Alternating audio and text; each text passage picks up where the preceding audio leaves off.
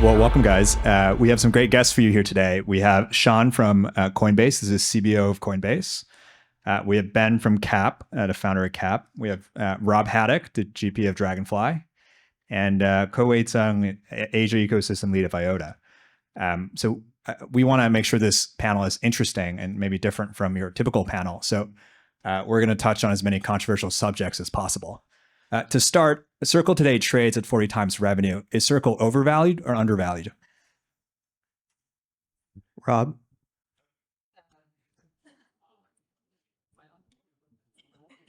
Am I on now? Okay.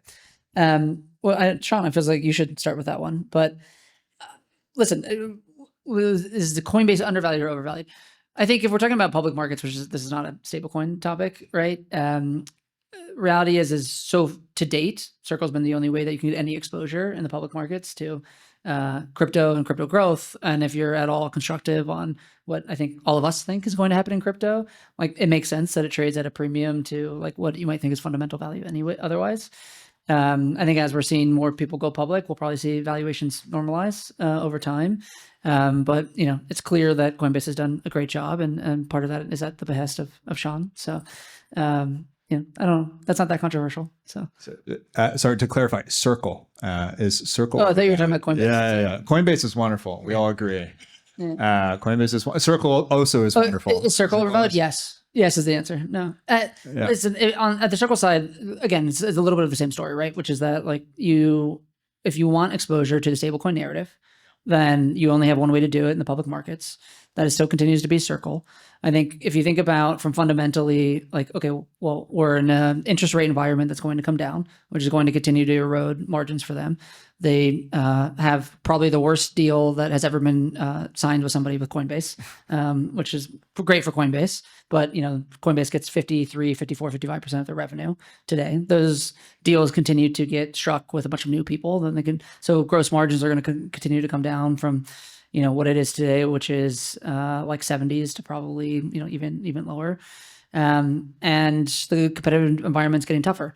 That said, like they've clearly done a great job in terms of proliferation of USDC, and they're, you know, especially in the US, the one that's considered by far and away the most trustworthy, although obviously Tether is coming for that market as well. And so am I a buyer of Circle stock today? Like, no, absolutely not.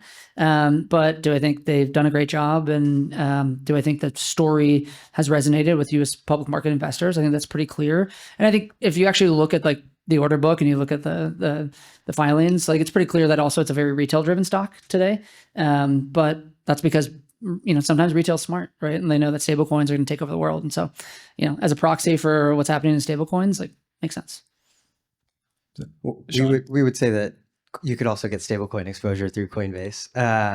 But I think to Rob's point, it really just reflects enthusiasm in the stablecoin ecosystem. And, you know, I think investors are thinking about supply growth and what that looks like over the next 3 to 5 years. Stablecoin market cap has grown significantly over the past 12 months, but it seems like now everybody is waking up to stablecoin. So I think folks are underwriting to, you know, it's not crazy to think about stablecoin supply reaching $1 trillion, $2 trillion, $3 trillion over the next 3 to 5 years. And if that is the case, you know, we have seen semblance of network effects with stablecoins. So it's reasonable to think that USDC would be one of the key beneficiaries of that supply growth. That makes a lot of sense. I'm curious what the panel thinks about how we all see this playing out. So you have USDC, which, you know, has this wonderful American institutional brand. You now have Bo Hines running something for Tether that seems to aspire to do the same. And you have many other aspirants that, including Agora and other credible players that are also going for this crown. I wonder how you guys see all this playing out. I mean, from our point of view, there is not really a clear framework for stablecoins internationally. Every jurisdiction will have their own framework, will have their own regulations. And so it's hard to say that maybe one player will win or there will be one major player around the world. And so from our point of view, products that are able to encompass or integrate as many of these products across borders, across regulatory spaces will succeed in the long run. like a Coinbase, for example, or even like yield products on top of these stable coins? Yeah, I think to your question, there's a lot of new issuers, and there's been a lot of talk around like fragmentation because, you know, today the stablecoin market has relatively been a duopoly between Tether and USDC, and I think you'll continue to see a lot of stablecoins get issued. But that doesn't necessarily mean that we're seeing fragmentation. Still, over 95% of the stablecoin supply is denominated in either USDT or USDC. So it'll be interesting to see. My personal thesis is that I think you'll see sort of a barbell where you will see a select number of stablecoins that exist that have very broad ecosystem utility. Because it's not just the fact that you have a dollar denominated stablecoin or another fiat currency denominated stablecoin, but it's represented natively across many chains. It's interoperable across those chains. It has deep liquidity. It has liquidity amongst fiat currencies for on and off ramps. Like all of those things take quite a lot to actually build. So I think you see on the order of, call it 3, 5, maybe 10 max that reach sort of that level of scale and ecosystem utility. But I do think you'll see hundreds of other what I would call almost like closed loop stablecoins that exist primarily within platforms that have their own distribution. Yeah, there's really two things that matter in stablecoins, right? Which is like it's liquidity and it's distribution, right? And there's not really much else. Like these businesses are not like really like deep tech businesses. Like that's not an engineering masterpiece to like go and stand up a new stablecoin business. But you do have to do the integration work. You do have to do the business development work to make it usable across a broad set of chains, a broad set of businesses. I think what was very clear earlier this week in like the Cloudflare announcement, where they're going to have their own agentic payments, you know, stablecoin. I know they've been doing a lot of work with Coinbase. I'm sure there's more to come there in public announcements. But like there's a lot of movement towards people wanting to either one, you know, just brand their own stablecoin that exists some sort of like, you know, shared liquidity underneath. And I think we're going to see a lot of that, right? The Paxos model, the Agora model, the Braille model, where we see a lot of people who say, okay, well, we're going to try to do some sort of white labeled solution. We're going to try to build it on top of what our core stablecoin is. We're going to try to share liquidity if they'll allow us. If they won't, then, you know, it'll depend on who the counterparty is or who the business is, because they understand that standing up those things that I just talked about are really tough. Right. I do expect for the next 2 years that we're going to have like 5,000 stable coins that are at least named to different things. Now, maybe underneath the hood, they're all, you know, some sort of like shared Paxos liquidity or shared Agora liquidity or whatever. But there will be a Cloudflare stablecoin, and there will be a Walmart stablecoin, and there will be an Amazon stablecoin. And like these things, people keep saying like, oh, genius, it doesn't allow for tech companies to issue stablecoins. Well, it's pretty unclear what's going to happen with rulemaking. And I think it's pretty clear that there's incentive for people who have deep lobbying efforts in DC to want to figure out a way to take the economics. Like this is all about economics, right? And so people like, you know, all of the startups that we just talked about, they're saying, I will give economics like back to these companies because I want to make money other ways, and I'm more worried about distribution. And the USDH, you know, debacle or maybe not debacle, but like, you know, and the ability for people to go and say, okay, we're going to try to go and do issue a community-owned stablecoin on a chain. We're going to share economics with that community, and we're going to put out proposals, which made it very clear to everybody that the person with the power was those with the distribution. It was not the issuers themselves. And now that that's kind of turned the light bulb on for a lot of people, you're starting to see conversations across all the chains, all of the you know, exchanges, all of the people who own the end customer saying like, I no longer believe that I should be giving up any of my economics to the stablecoin issuers. And that's going to change the way or the duopoly of what's happened with Circle and Tether over the next few years in my mind. And so I guess this is back to our first question, I guess perhaps bearish for this 40 times multiple, right? If you have to give away all your NIM, I mean, how do you do this?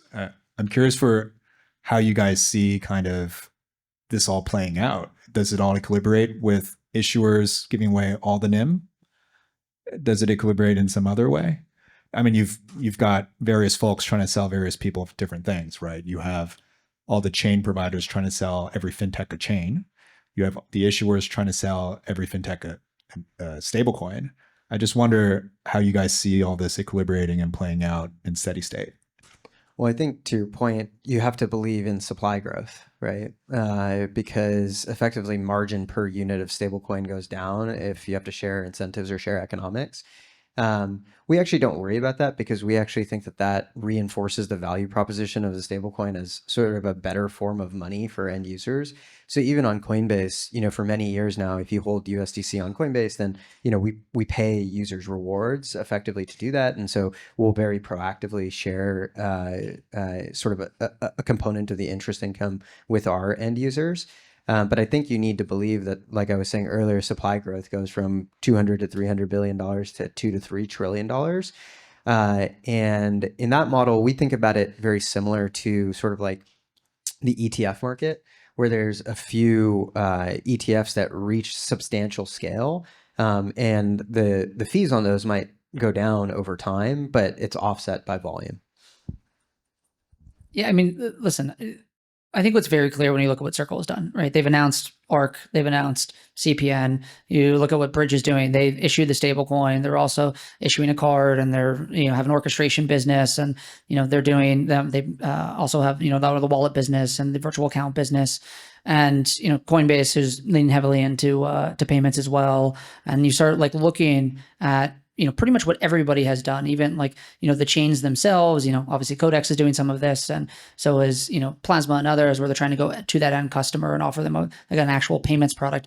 Everybody who is in stablecoins right now, in my mind, there's two types of stablecoins. For the ones that are doing centralized, kind of regulated treasury-backed stablecoins, all of them understand today they will be a payments company. They will not be a NIM company, right? And if they're not going to make money on NIM over time, then they have to figure out ways to make money on transactions. They have to figure out ways to make money on software. And I think Circle, it's very clear to me when you look at what Circle's doing that they understand this, that Stripe understands this, et cetera. I mean, the other side of the coin is people like Cap, who are trying to solve a much more crypto native problem up front, right? And it's it is yield bearing. It is for an audience that wants to do different things that are not payments, that are not necessarily high velocity with stablecoins. And I think that we've seen obviously the success of Athena. I think that is a different market, but for the Circles of the world, it is a payments business, and it will not. I don't think any of these will be NIM businesses in 5 years. Yeah, I totally agree. The stablecoin is now a mixing of too many things in the back. So we should call it stablecoin under the Genius Act, and all the other we can call it synthetic dollar, the innovation from Athena. So for the first part, I totally agree. It's more like a payment about liquidity and about distribution channel.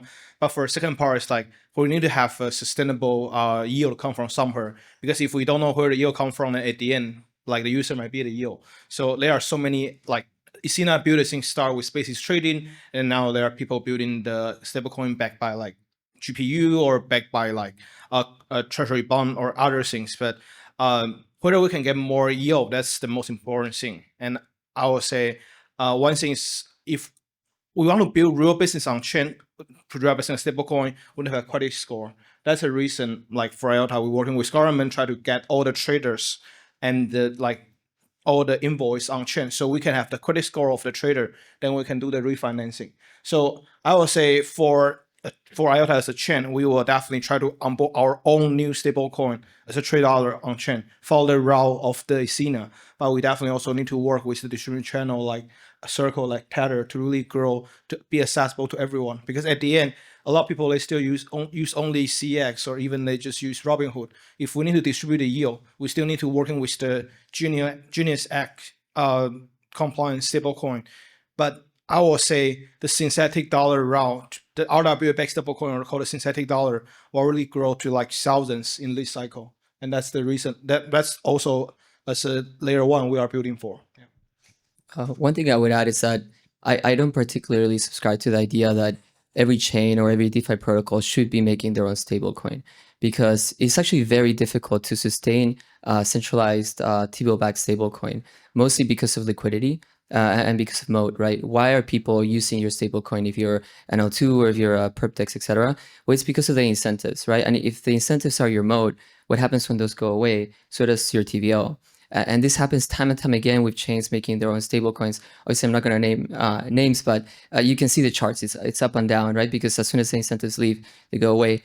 And also, a lot of these stablecoins have very poor liquidity, because Circle has spent so many years developing on and off ramping, developing bridging solutions, etc. You're not going to replicate that if your main business is running a chain, right? Chain people are not, fintech people. They're not payments people. They're completely different skill sets. Not typically. Not typically, and not some like exceptions. Empirically, it's not the case either, right? But in any case, I think if you want to succeed within the the startup scene, and you don't have the mode of like a Walmart or of like a Coinbase, that you have other reasons for people wanting to use your stablecoin outside of incentives, well, you have to do things that these folks can't do. And I think yield will be that the mode for the startups, right? That's why Ethena has done so well. That's why Spark has done so well. The largest growth we've seen from non-Tether and Circle companies in the stablecoin space has been yield-bearing stablecoins, and it has not been distributable-backed stablecoins. So to answer your question, I think what will happen is that we'll have everybody making stablecoins. 90% will fail, and eventually we'll go back to focusing more on the yield side. Ben, I'd love to kind of. Oh, sorry, Rob. Go ahead. Maybe just to finish the thought, though, I think this reminds me a lot of. So I used to invest in fintech before I invested in crypto, and there was like the era of like unbundling that happened. And anybody who thinks about the fintech from like the early 2010s, and it was okay. Well, the banks don't serve you well, so we're gonna do some sort of niche trading platform that's specifically for millennials, and we're gonna do a savings platform specifically for millennials, and we're gonna serve you better in that specific vertical. And there was a lot of that happened, and a lot of businesses that grew pretty big. Essentially, Robinhood came out of that, right, and a bunch of others. And then obviously now Robinhood is a full banking app, right? And all of the rebundling happened, and like that is what we're seeing with stablecoins. It reminds me a lot of that, where the whole stack is trying to unbundle. Everybody has an incentive to serve a different user a little bit better in this way or a little bit better that way. And some of it is to, the incentives are to share yield.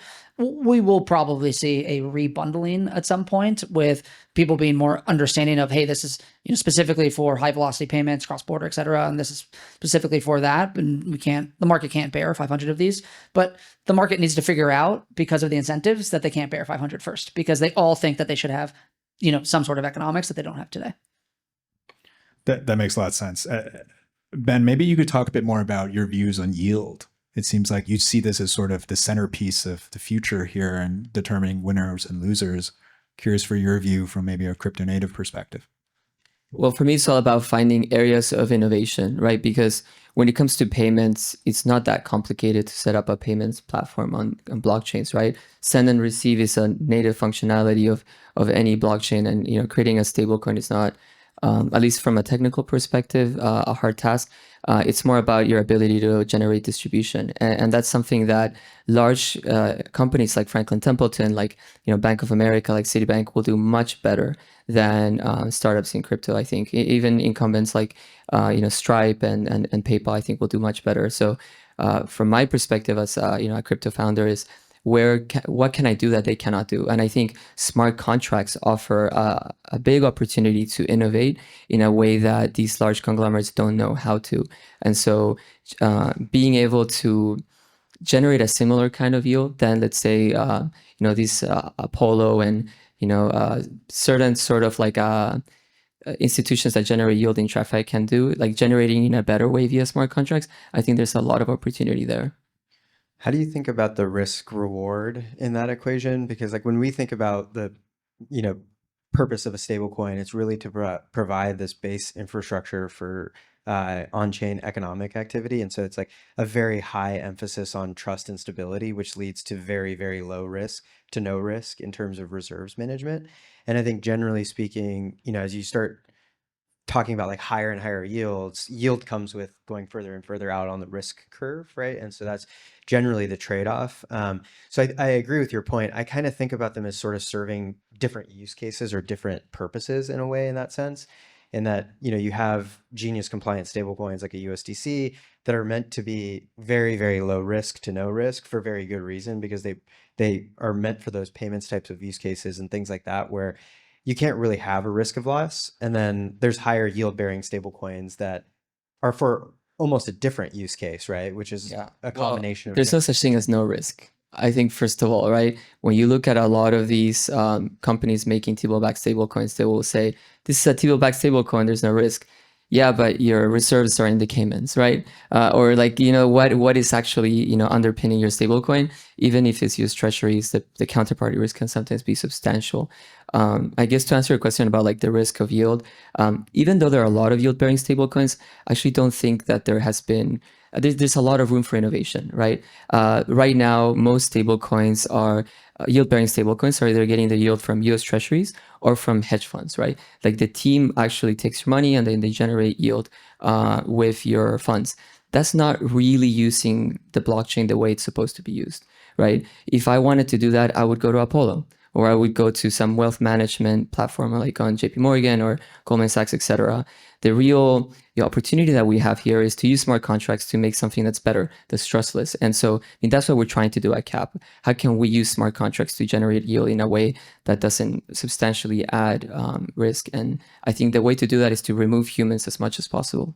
So on the subject of risk, there are certain scaremongers, or sorry, I should be more neutral. There are certain folks who have advanced the view that stablecoins at some level can represent systemic risk to the global financial system.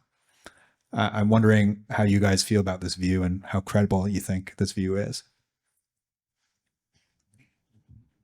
Yeah, I mean, most of that seems to be coming out of like, political ideology or just, again, incentives. Like if you, firm believer that if you just follow incentives, right, like you understand the output, and the output here is mostly coming from like people like the banking lobby, right? I had a house rep who came into the office, and a few people came through, and we used, because we gave some feedback on things like Genius Act, and we wanted telling them like what we wanted to see as part of regulation. I'm sure Coinbase did a bunch of the same. And one of the house reps said to me, he said, the community banks in the US, what they're worried about with Genius is that if we allow any form of yield, that will have deposit flight from the community bank. And I said, good, absolutely, right? And I say that a little flippantly, but like the community banks do serve some form of, local, they do local mortgages, and they, in certain parts of the country in the US, they serve a purpose, right? But they're dying. And like that model is dying, and they don't compete for customers, and they don't innovate, right? And the reality is the banking system has been entrenched in a way politically that it has not allowed for innovation at that level, at either the state or actually at the privately owned banks in a long time, right? And so what we're seeing right now is that they are being forced to innovate, and this ship is moving. Like it's not going back to the port, right? And so we're seeing, even post-Genius, a lot of the lobbyists have been trying to get rid of this carve-out for Coinbase to offer, rewards to people, which is really just passing along yield, but, in some manner of a different, calling it something different.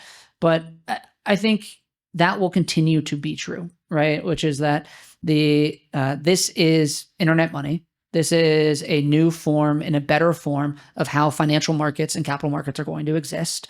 We have to build it in a way that is, make sure that we understand the risks involved, but this is where we're going. And so, don't try to get in front of it. Try to make sure that you can make it as safe as possible. Yeah, I would just add, I think that argument hinges on the fact that stablecoins are not regulated and there's no standards. But I think if you bring it within the regulatory landscape and have smart regulation, then like Rob said, it's just promoting competition, but in a healthy way that ends up benefiting end consumers. And Shan, maybe you could share more inside baseball in DC, given you guys' presence there. I wonder how folks are viewing stablecoins generally, the conversations you've had. Maybe you could share some alpha of this wonderful audience. Yeah, like Rob mentioned earlier, the Genius Act was passed, but we're going through a pretty lengthy rulemaking process. So in reality, Genius won't be in effect, I would say, until the second half of 2026. There is a big question, and I think it push right now, specifically from the banking lobby, where, at least in the US, banks are very accustomed to paying users effectively $0 for deposits that sit in a checking account, and monetizing that by hypothecating funds through the fractional banking model. And so I think there's a big push against things like a rewards program that actually allows users to earn or generate rewards for holding a dollar equivalent.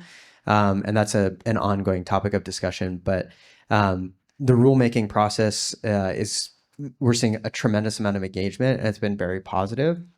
So the thing that I'm actually most excited about is hopefully seeing more clarity and guidance as to how stablecoins can be more deeply integrated into the existing financial system. So things like using stablecoins within clearinghouses as a clearing instrument, a lot of those pieces are still not worked out. And so I think if you get clarity on those elements, that unlocks a significant growth in TAM for stablecoins in the near term. That makes a lot of sense. I'm curious if you think the banking lobby is more powerful these days, or the crypto advocates in DC. It's hard to say. Depends on who you ask. Well, we have the facts on our side, which helps. Yeah, one group of people that we always forget about are the asset managers, right? Because you have these the banking lobby, and obviously they have a monopoly on the infrastructure of money. They don't want to give yield. The other side, you have crypto people that want to give all the yield. There are asset managers like Franklin Templeton, like Fidelity, that have money market funds that behave just like stable coins, that are just as liquid as stable coins, and they give on all the yield, and they're not covered by Genius Act.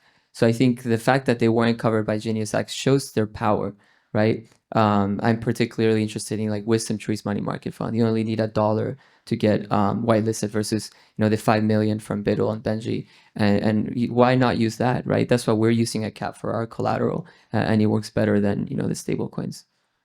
What are you guys seeing from your seats that the average person may not be able to see, and that you're super excited about when it comes to stable coins?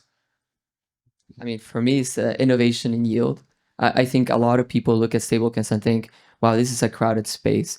But if you really know what you're looking at, it is not a crowded space. It's a lot of T-bill stablecoins as a service, and then a sliver of yield-bearing stablecoin innovation, which a lot of people write off as DeFi, degen stuff, crypto native implementations, but it's actually not the case at all. I think these small companies that a lot of people are writing off are the next Fidelities, or their next Franklin Templetons, or the next Apollos, and so that's what I'm most excited about.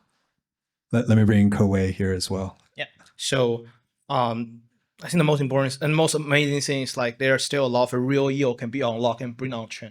So once we have a credit system ready, and once we can bring the trade on chain, like trade finance or invoice finance is $1 trillion business.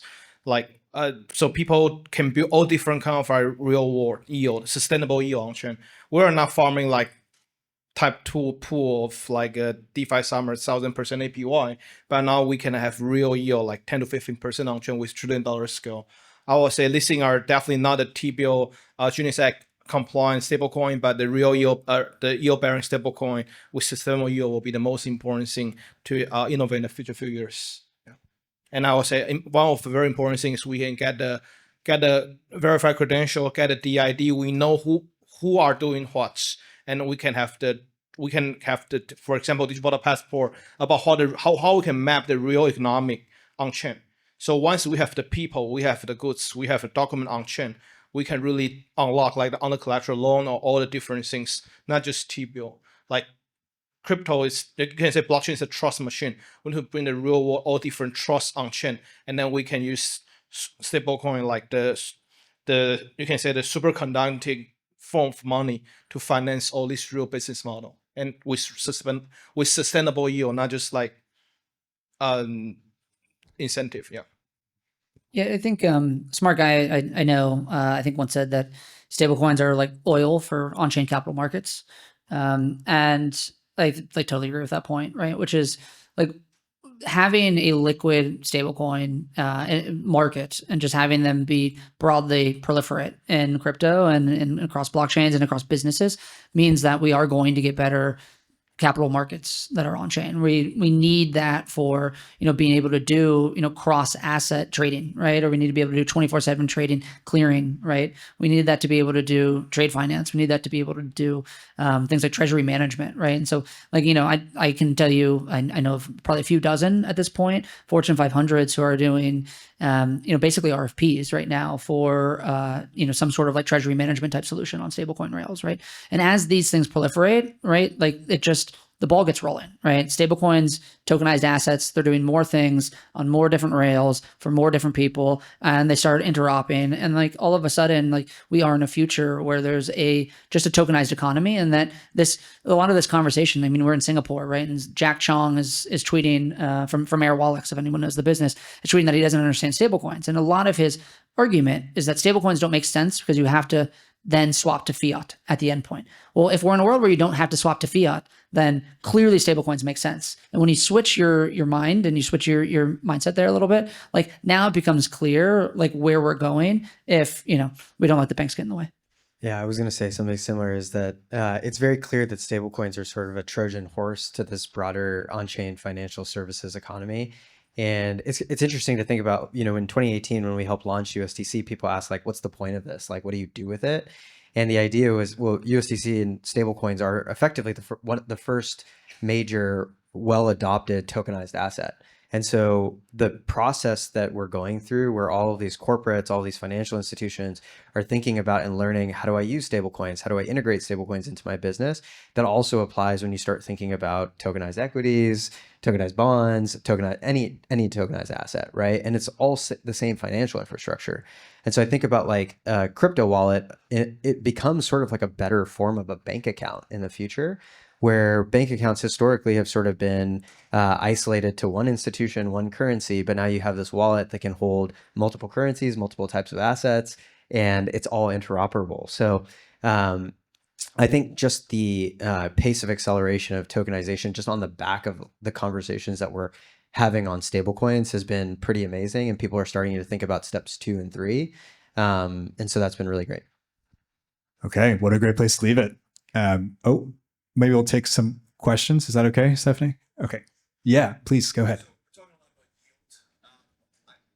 Specific, maybe the bank to start this kind of idea of like a programmable money within the stable coin that makes the Doge initiative in the future easier if it's not earmarked for this spending. Governments to start to be able to track and trace and say that money is not supposed to be allocated here. Have you seen anybody kind of attempting this and starting to make, kind of a Doge type effort on the cut side easier with governments or institutions? Yes, so that's why I really like money market funds because they're permissioned assets.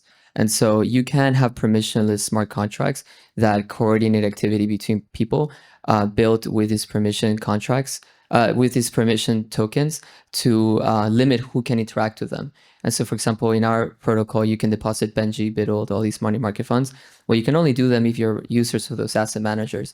And then similarly, if you are an institution that wants to borrow those assets from a platform, you also have to be, a user from like Franklin Templeton, etc. And so that allows the marriage of both, I think, the compliance side and the smart contract innovation. I haven't seen it myself. I think that couples two difficult things together. One is 0 to 1 for a new stablecoin issuer, and second is overcoming, sort of the pork barrel incentives in Congress. I think it's a difficult thing. Maybe. Nope, we're good. All right. Well, thank you guys so much. Please give us our panelists a round of applause.